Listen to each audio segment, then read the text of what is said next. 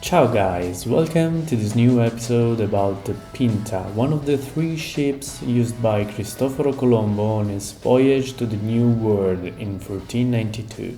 The Pinta was originally named de Pintado, which means painted in Spanish. The ship was likely named for its distinctive black and white color scheme, but stick to the end of the video if you want to know more about that. So let's not waste time and see what's inside the Amati box. The scale of the model is 1 in 65 and it is 45 centimeters long, 80 centimeters longer than the Niña I've unboxed earlier. In the first plastic bag we find instructions, the plans, the keel, the bulkheads and the flags. The wooden strips for the 2 layers of planks for the hull, the wooden strips for the deck and the dowels for the masts.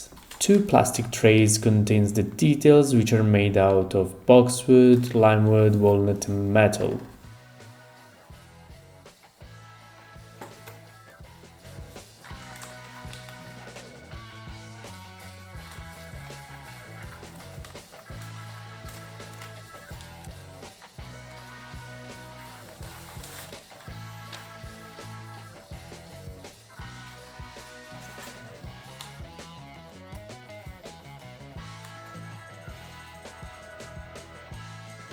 The quality of the bulkheads and the keel is high. It is the usual 4mm plywood Amati uses for its model ships.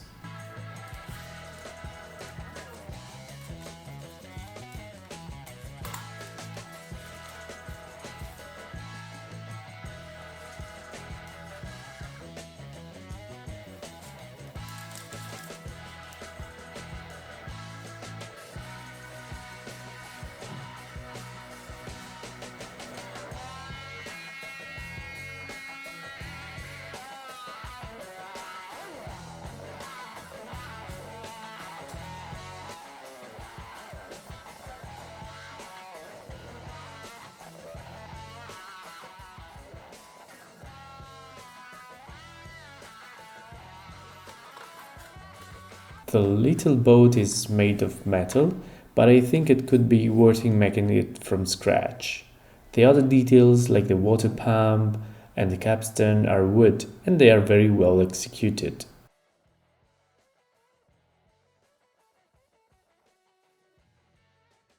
Although I would consider making the cannon seat from scratch.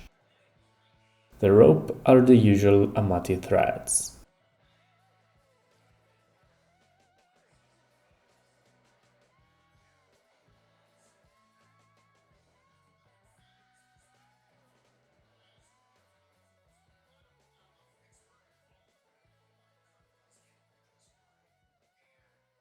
Inside the box you will find a colored instruction manual with the instruction attached and 2 plans.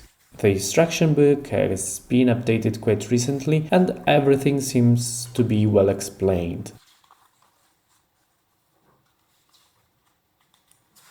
There are also some interesting hints for beginners. In the plans we find some other steps and hints to help us with the construction of the model.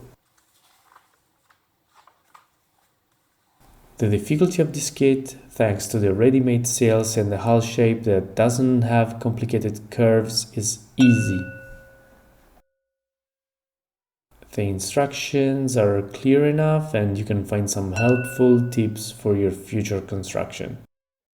The materials are wood and metal. In this kit, the metal boat might be okay since the scale of this kit is very small. If you want to challenge yourself, then you might consider making it from scratch.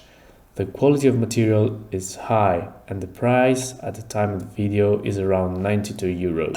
I remind you that I won't be building all the kits you're seeing in this first impression video series, but just the one you're interested in. So don't forget to let me know in the comments below if you would like me to make a step-by-step video on this kit.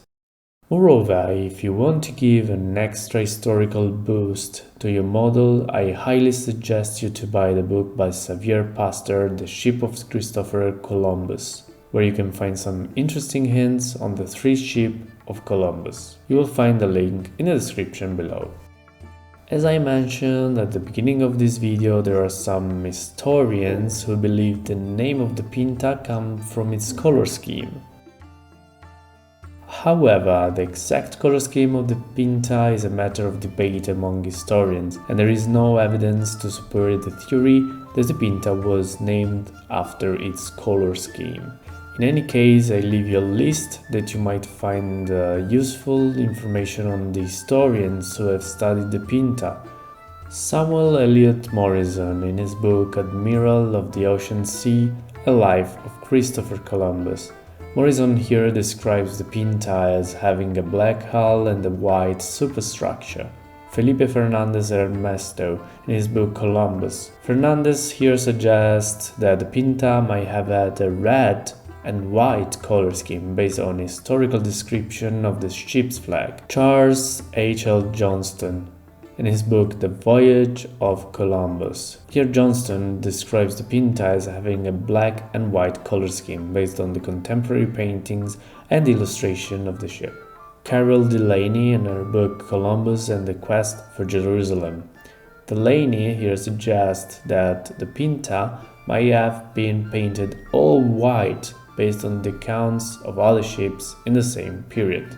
Douglas Hunter, The Race to the New World. Hunter suggests that the Pinta may have had green and white color scheme, based on historical descriptions from other ships from the same period. Maurice Collis, in Columbus and His Enterprise. The author suggests that the Pinta may have had a black hull and a red superstructure based on historical description of the ship's flag and contemporary illustrations of similar vessels. I hope this information was useful to you. If it is the case, leave a like, share the video with your friends and subscribe to the channel. Thanks, and I will see you in the next video.